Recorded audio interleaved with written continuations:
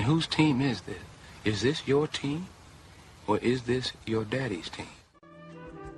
Thanks for listening to the Dad Mode Podcast, common sense parenting in a politically correct world. Here's your host, Andy Carlson.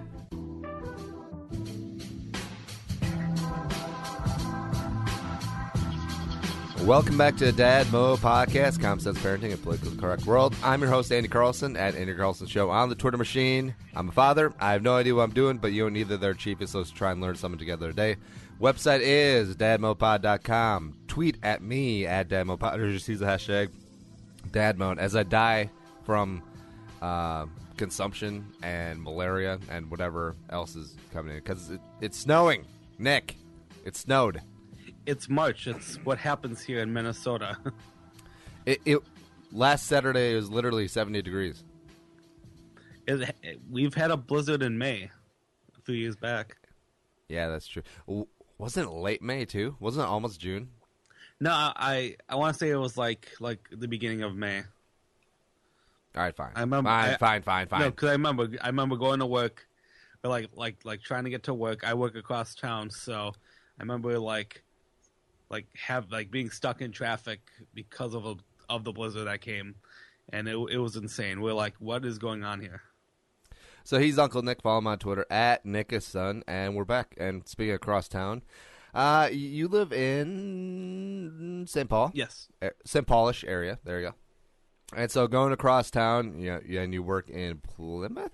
Yes, which is very, very close to the Wyzettas, the Oranos, the Minnetonkas of the world, and today we are talking about rich kids. Money, money, money, money. Shoot. Yeah. Yeah. Now, all right, so growing up with you, growing up in a relatively middle-class neighborhood, just like myself, but was there ever one kid growing up who was either from a more affluent family or literally just got everything he wanted? I was pretty fortunate in St. Paul, Roseville, St. Paul side. Everyone was pretty middle classy. Influential. I think there was affluential. Affluential, is that the word? Influential would be like Gandhi. Oh, yeah. I don't know words. I can think of maybe one family that came from a very popular. Dominant sports family that was maybe a little bit higher up than us. Ooh, but, those effing Mowers, man! I tell you, the toast of St. Paul. No, not the Mowers. So, were they any good? You can name drop. It's okay. Yes, okay, that's fine. The Surdich family. I went to. Were they good at Quidditch? No, hockey. Oh, so I think Marty Surdich won the Hobby Baker Award, I think, back in like early 2000s. Nick, again, I have no idea what you're talking about. You could easily be making this up. Like, Mandy Lennox won the Alex Michelin Award. It's a thing. It's fantastic. It's a thing. She rogered the Boogaloo 8 times that game. 8 times. It's a thing. So, but I mean, I knew Mike for a number of years. I mean, he seemed like financially middle class, but I mean, other than but everyone knew who he was. I think that's, in my experience, all I've really experienced for having the rich kids, I guess. Yeah, and there's a stigma. It does seem like in today's society towards rich people, it'd be like, oh, all they do is rip people off, and they're spoiled, and they're getting daddy's money and everything like that. And I find it a little bit backwards, I guess, because they're even lumping in people who, started with nothing, worked their ass off, built up a business, and they didn't get anything handed to them, and they're still lumped in with the general rich kids, like third or fourth generation, like old money. And that's kind of disheartening because, of course, the wife and I, we plan to be affluent, we plan to be successful, we plan to work our asses off to get there, because we're decidedly middle class right now, comfortable middle class. I wouldn't consider us, rich by any stretch of the imagination, but we're definitely not poor. But also we have a plan. We're going to work our rear ends off to give Muggsy a better life. But Also, not have her grow up like one of those rich pieces of shit that you do see. And we're not just talking about Twin Cities suburbs.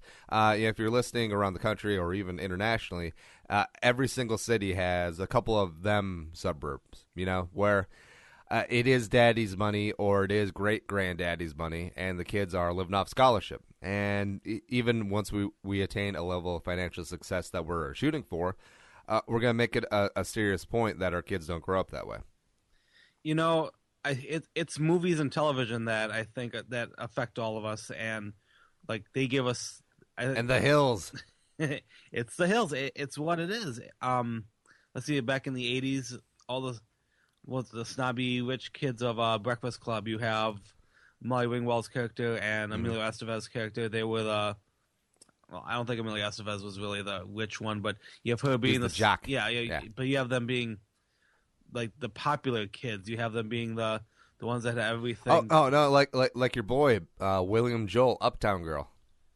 Like my boy, yeah. Been living in your white bread world.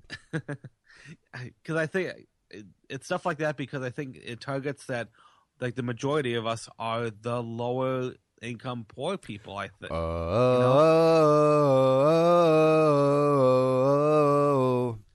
It makes the poor people seem like the good guys. Now, see, I don't get it because if she is an uptown girl and she's living off of daddy's money, most of them don't really eat white bread. They're more of the cracked whole wheat type crowd. It was the '80s though. That stuff didn't exist back then. No. Wonder bread. There you go. Now, we just watched The Big Short last night, so I think that's where people get the idea of being crooks, and pretty much everyone involved in finance just like, oh, they're just trying to rip off all the middle class and all the lower class and take everybody's money. It's what they do. But like we said, what about the guy who opened up a hardware store in 1970? And started off with one store, did really well, built it up to like 17 stores regionally, and now he's got $500 million, or no, not half, like $500 million in the bank, and he's just living nice. Except he's still the same guy. So every single lunch he eats a salami and cheese sandwich. Except he's got a really nice house out in Wayzata. I don't really lump him in with the guy whose father started like a giant printing company in like the 1800s. Well, not 1800, but like 1900, and that he's been living off the fat of the land, never wanted for anything. Christmas is always just like so just got 17 brand new things. I don't even care. This is the same how the mummy got me last weekend. Oh, and it's always the moms too. It is the moms because the dad's too busy working. It really is. It is the moms that.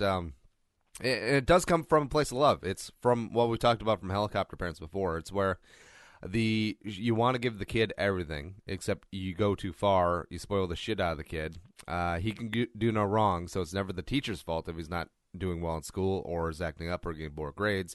And then this kid just grows up with this air of invincibility in his personality, and also that everything is handed to him in life. And that's a really terrible attitude to have, and mentality and state of mind for when you become an adult.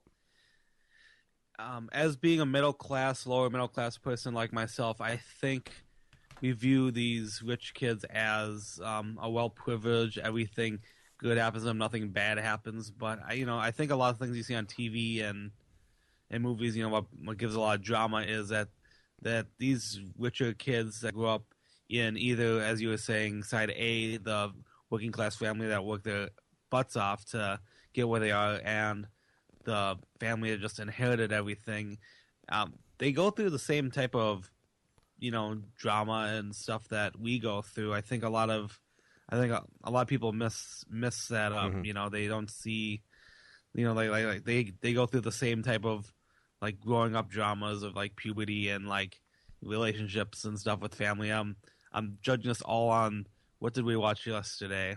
The Big Short. No, we just said that. I was talking. No, the one Jumanji.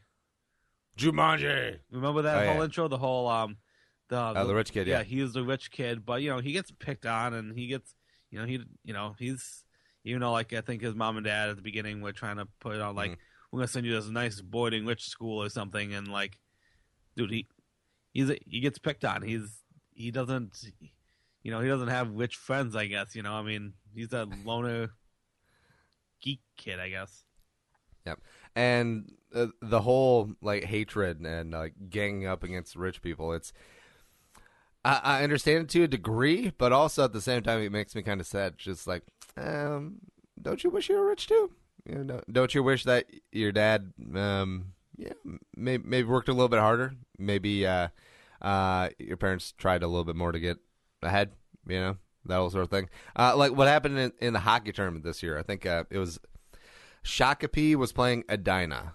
And Shakopee, it's a suburb. It's definitely a middle class suburb, southwest Twin Cities here. And Edina is Edina. And Shakopee started to chant, which was "Daddy's money, Daddy's money." And the Edina kids, I'll give them a lot of credit for being creative. They came back with the "Daddy's boss, Daddy's boss." That's pretty good. I mean, that's funny. I'm not gonna lie. That is awesome. Because I mean, I really don't get it. I mean, I understand that the parents are probably working class, and their boss is probably a dick to them, and they see that their boss makes twice as much money as them, drives a twice as nice car, and does half the work. I could see the animosity that's put on there, except the parents shouldn't do sweep in generalities. They should be like, well, my boss is a dick, but not all bosses are dicks. Not all business owners are terrible people. Not all of them are crooked and corrupt, and there's nothing wrong with being successful here in the United States of America, and there's nothing wrong with getting money, because this kid who... Yeah, we'll take the kid from Jumanji, right? Picking on the rich kids. And him and his gang is like, yeah, let's go pound Richie Rich. That son of a bitch. Let's get him. And then these Shakopee kids also shouting "Daddy's money." Not consciously, but subconsciously in the back of their mind, they'd be like, you know what? If I make a lot of money, I'm going to get picked on. I'm going to be chanted against. I'm going to be treated like an asshole.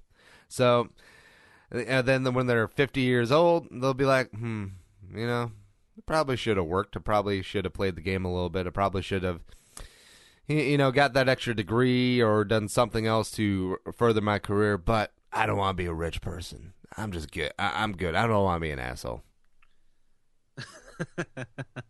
and that happens. It does happen. I'm trying to wrap my head around that. Give me just a second. That's so funny. And you're actually right. Yeah, I completely agree with you on that one. Yep. On the other side of the coin, you got that Affluenza dickhead from Texas. We'll just say Texas. Yeah, you remember that story? No. How dare you? All right, so the kid was drunk and was on a bunch of pills, had a bunch of his friends in his pickup truck, and he literally killed 4 people on the side of the road who were pulled over helping change a tire. And his lawyer brought out an Affluenza defense, where saying this kid was from a very rich family. He never grew up knowing right from wrong, and the judge bought it. He gave him probation. He didn't give him juvie. He didn't give him prison time. He didn't give him anything. Killed 4 people in a trunk while drunk and flying on pills. And yeah. All right. I remember that story. And then also the mom, their pictures, on probation, you can't be drinking, you can't be da-da-da, and the kid's like 17 years old anyways. And so pictures of him playing beer pong came out, and then all of a sudden the mom took him to Mexico. Like, they escaped the country, literally. They eventually found him, and now he's being held on trial and blah, blah, blah, blah, blah. But, like, that's the other end of the spectrum. Like, when you're a rich family, and you're raising these terrible, terrible, monstrous children, that's just as bad. That's even worse. And we talk about all these entitled assholes and douchebags in this country now, and it's also not even coming from the upper class. It's just middle class, where parents have fawned and given their children everything, and they don't teach them right from wrong. They don't teach them boundaries. They don't teach them work for anything. So you're getting this from the middle class as well, but these upper class kids, the rich kids of Instagram type crowd, This is what we get. This is what we get. Awesome. Good, great, grand, wonderful. I mean that's a very extreme case. Yeah, except how many of these MFers do you think are rolling around drunk and high in pickup trucks? They just haven't killed anybody. But they also feel like the rules don't apply to them, laws don't apply to them, they're above everything, and if I get in trouble, guess what? Daddy and mommy, they can bail me out. It's a terrible thing. I mean, it's not fair. Obviously, wealth, lets you get away with a lot of things. I mean, I don't know, what gets me through the day is there are rich, snobby, there are people in wealthy families that are completely humanitarians, or is that the word? Where they give back to a lot of things. Mm-hmm. That's not humanitarian, is it? What's the word? That's close. Yeah, okay, but yeah. But you look at Johnny Manziel too. Yeah, his dad got into oil money, and he always says it's a lot of money. It's not Garth Brooks money, but it's a lot. And it's like, I love how Garth Brooks is the measure of wealth. It's like, how many units of Garth Brooks do you have? Oh, 0.4? Well, we're getting there. We're on our way. Yeah. But you've seen how he's acted, and I don't think it's alcoholism. I think he just likes to party with Hollywood starlets, and that's his whole thing. He doesn't take anything seriously. He doesn't think that the rules apply to him, and he thinks he can just skate by. And that's probably going to cost him his NFL career, which is a shame because he's fun to watch. But imagine if he was from like a working class family or like a single mom, like a lot of these players in the NFL, where you had zero money. You come from a very impoverished background. Do you think he'd take things a little bit more seriously? I'm guessing he would, because Johnny Manziel, he might not even care about football anymore. He'd be like, well, I'll just live off of the Manziel family fortune and go out partying in L.A. and Vegas every single night with Scott Disick, who I have no idea who Scott Disick is. Oh, he's one of those celebrity, like just famous for being around celebrities, and I think he knocked up, the Kardashians, I believe. The good-looking one? Kourtney? Yeah. I think Kourtney is the good-looking one of the original Kardashians. I think of the new ones, Kendall's the best-looking one of all five. Yeah, I agree with the Kendall one. I can't compare those original three. They all look terrifying to me, to be honest with you. Hashtag Team Kendall. The conspiracy theory is that Chloe's dad is actually O.J. Simpson. I've heard that. That is hilariously funny. It would kind of make sense because Robert Kardashian was, he wasn't a big dude. Yeah, he wasn't tall. Where Khloe Kardashian is like a foot taller than Kim and Kourtney. Oh, I never realized that. Yeah, well, she's a monster. Yeah, they all look the same. I don't know. That's racist. I'm sorry. That's what and you're talking about, like, there's another direction that rich kids can do. Like, if your parents are wealthy, you see the kids that go into medical. They become pediatricians, become surgeons. They do good things with the advantages that they're given. They don't squander them. They're not going out and partying every single weekend and blowing daddy's money. They're taking things seriously. Or so that'd be a good example. Or the ones that allow their economic status to let them be teachers. They go teach English in an inner city school. They go work for the Peace Corps. They go do great things. They go give back instead of just sitting on their asses playing Xbox and then lighting up another J on daddy's $5,000 couch. You know what I mean? Well, that mommy's $5,000 couch. That whole thing. You know how how we're talking about the rich kids, and we kind of brought up the whole there are like you hear good stories of the young the kid growing up who maybe came from nothing, who worked his ass off, or his parents worked his ass off to become something. Do you really hear a lot of stories going backwards, where you have like this person had everything and then they became nothing? Do you think the starting with everything and then losing everything, do you think that positively? Well, there's a affect them? There's a long-standing story in business about the short sleeve, the long sleeve to short sleeve process. Now, it happens when, say, grandpa starts this really good business from scratch, starts from nothing, builds up into great success, hands it off to the son. And, the son growing up, was probably very affluent and probably wanted for nothing, and then probably didn't work too hard in school. Be like, yeah, I don't need a job. I'm just gonna take over. I'm just gonna take over Dad's company here. And so he runs that MFer into the ground. He's the long sleeve generation after Grandpa was the short sleeve, and then the grandson comes along, sees this name brand that his grandpa built up, and that his dad absolutely ruined, and now he's got to go back to short sleeves. He's got to have some street smarts. He's got to have some book smarts. He's got to be able to build this company back up to where it was after his father ruined it. And you see this in business a lot, especially small family-owned businesses where it is just passed off to the next generation. And it's not a meritocracy. It's always nepotism there. And quasi-understandably so, except when that happens, the son or daughter that the business is passing on to has to work even harder. They have to bust their ass even more to avoid that look of nepotism. And I respect people who do that as opposed to just waiting for everything to be handed over and be like, I'm the boss. And then you got people who have been put in 25, 30 years of this company, as executives or high middle management looking at this, 28-year-old snot-nosed kid who went to Ivy League school, barely got by Harvard Business School because daddy's influence there, and just like, this kid has no tangible leadership experience. He has no idea what he's doing, and he's gonna run this thing into the ground. I'm a 58-year-old senior vice president. I'm either gonna retire or I'm gonna have to update my resume because this company is gonna be a shitbox in about 3 years. That whole thing. Jeez, wow. Okay, huh. I got a big answer from that. Thank you. That was quite a diatribe. Yeah, I'm known for that.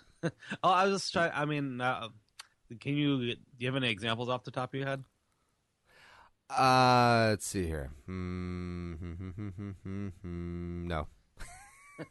I can't think of a specific one, except in the back of your mind, you all know one business, either growing up or from the news, where it's been like that. And I do have one off the top of my head right now, except I probably should not say it. Oh, that's fine. I was thinking. Yeah. I was thinking movie example or television or something. I'm trying to think of obviously something more I can relate to. Hollywood style. All right. So Billy Madison, right? The dad's company. Oh yeah. Okay.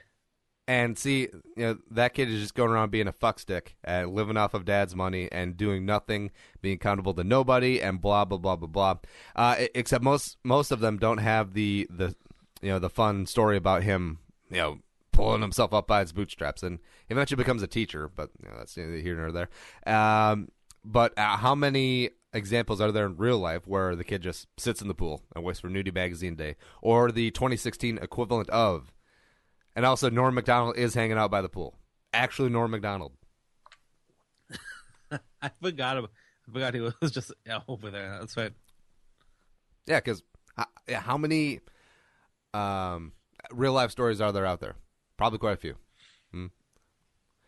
But see, you want to impart into these kids, like, even if you do come from a state of wealth, like, the dad with that company or the mom with that company, it's whatever, is that, hey, you still have to work your ass off here. And this isn't going to be nepotism. I'll give you a job, but you're going to have to work twice as hard as everyone else. I'm going to be harder on you than the rest of my employees because I don't want it to look like nepotism. And also, I'm doing this for your benefit, so that everyone around here shows that you can pull your own oar, shows that you can pull your own weight around here and aren't just skating by just because we happen to share a last name and because I knocked up your mama. Yeah. I can't believe you said that. Yeah, it's like when we get to the level of success that I plan on, whether it be building this thing, building several other companies, whatever. Me, when I become the next Tom Bernard and I'm raking in a couple $1 million a year, we're gonna be those parents in Orano, right, whose kids still work at the Taco Bell during the summers. Oh, sorry, Muggsy. Yeah. Well, I think overall, I think it brings the going full circle here. When I grow up, I'm not growing up ever. When I grow up, when I have my kids, I want to be in that middle. I think I'm using media as an example. I obviously no one wants to be the struggling poor family that lives paycheck to paycheck. Yeah. But I think well, I say I do want to be rich, and obviously everyone wants to be rich. I think people want to live the lifestyle of being middle class, though. And I don't know, I think we live in a society where there's not like a lot of rich kids, there's not a lot of poor kids. I think it's a good evenly spread to help kind of keep a good balance. I think it's good for the appearance of middle class, hashtag one of us, where it's like where you see like the political candidate driving around in a Ford. It's like good American made middle class automobile. Even though they have like 6 Ferraris in the garage. Like when Hillary Clinton rolls up in a Chevy. That's always funny. Oh yeah. So you always want the appearance of middle class and that whole thing. But I just like the values of you're going to learn the value of hard work. You're going to learn appreciation. You're going to learn gratitude. Like, when these stupid hoverboards came out, which are really just scooters without handles. Yeah. And, those came out last year. And a lot of kids probably got them, whenever it came out. It's like, oh, October, I want this hoverboard. Where Muggsy, the equivalent of when she gets a little bit older, high ticket items, was that a couple $100? You're not going to get that in November. Guess what? We're waiting until December 25, and that's when you're going to get your toy. And you're also going to say, thank you, Mom and Dad, or thank you, Santa. And we're also not going to overload you like 17 different presents that you're not going to play with anyways. Yeah. That's what the relatives are for anyways. Yeah. That's another episode unto itself. And also, it's going to be, how kids you're very precocious and are things like that, because I fully expect one of our future kids to run up and like, or cock off to some other people and be like, oh, we're rich, and I'll be like, hey, guess what, little Georgie, your mother and I, we're rich. You ain't got shit. No, you ain't got nothing. How much money you got on you now? Oh, you got 3 pennies that you found on the ground? That's your net worth. That is it. They will remember that up through therapy class. So we are not rich. And also, it's the thing of, we're going to be in a spot where, well, we're hopefully, that's what we're aiming for, to be in a spot where we can be that standard rich kid parent, 16th birthday, a brand new car, that whole thing, da-da-da. Except, you know what? I think I'm going to strike the same deal that my dad did with me, where, hey, you're going to work summers, you're going to work weekends when you're not studying and not in school and not in sports.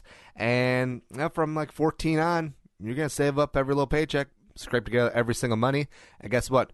We'll match whatever you raise. So if you raise $2,000, guess what? You're getting a $4,000 car, which in 2032, it's probably going to be a death trap. So maybe we won't do that. But if you save up $5,000, hey, guess what?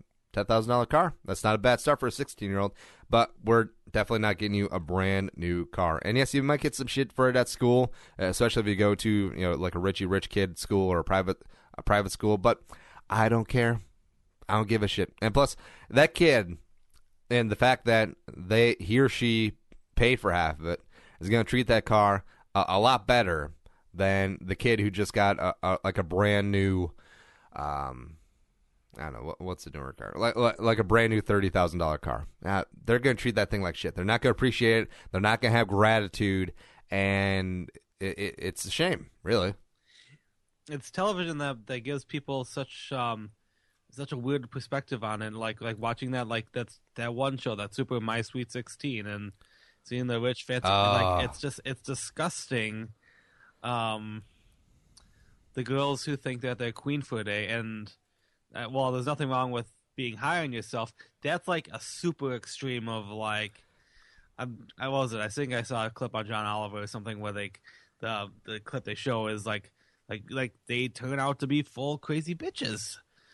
Well, yeah, it's like, how would you like to be the guy who ends up with that, and then you're just like, oh my God, what do you want to do tonight? It's Saturday. Let's go out. Let's have some drinks. Let's go out. Let's get a hotel room and that whole thing. And you're just like, how about just a pizza and Netflix, huh? I mean, come on. I mean, it's almost it's payday next Friday. How about we lay a little low? And then try selling that to the chick who had a $30,000 Sweet 16 party with like camels and castles and shit.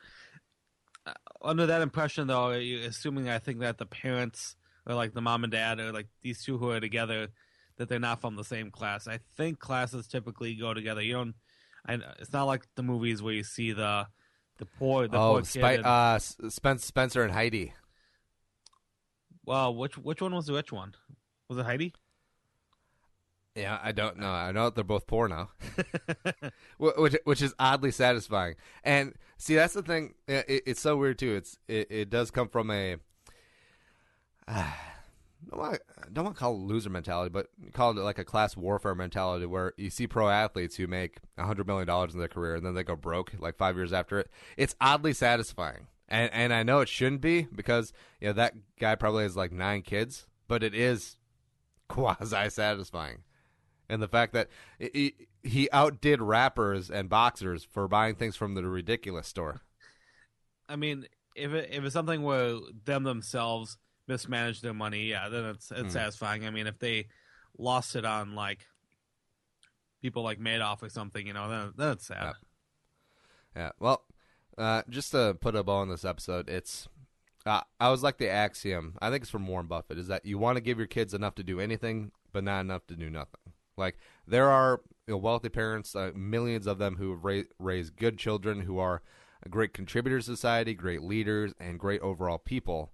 And that should be more the norm, because the ones that raise absolute shitheads with the affluenza, killing people and just being partying every single day, every single weekend, and just generally being a blight on society, they get more headlines. But I definitely want more of the former than the latter, and when the wife and I achieve the level of success that we are going for as well, hopefully Muggsy is one of the the good people.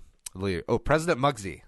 Hashtag President Muggsy. Although she's president, she might not be a good person either. Whoa. What? Whoa. House of Cards, Frank Underwood, baby. All right. Uncle Nick, thank you for joining me. Oh, I had a pleasure. Always a blast doing this. He is on Twitter at @NickIsSon. If you want to support the show, dadmodepod.com/Amazon is the best way to do that. Bookmark. It will take you to Amazon through our link. Bookmark the hell out of it every time you buy a little something. Use that bookmark. Nick, what'd you buy last? I bought a wristband for my Fitbit. My Fitbit 1. I think that was the last thing I bought on Amazon a few weeks ago. Yeah, Fitbit kids. Also, just by telling friends, spreading the word. You're out there with your dad groups, you're with your mom groups, and be like, oh my God, there is this guy who just talks so much shit. And he's right. Come on, Aiden. We're getting out of here. That whole thing. This show is available on iTunes and Stitcher. The website is dadmopod.com. Follow me on Twitter at dadmopod. Me, personally, at Andy Carlson Show, or Uncle Nick at NickIsSon. But we are gone. Until next time, be a man, be a father, and go dad mode. We'll see you next time. Think the episode you just heard is worth $1? Well, send it our way. Visit dadmodepod.com/support to find out how. Be a man, be a father. Go dad mode.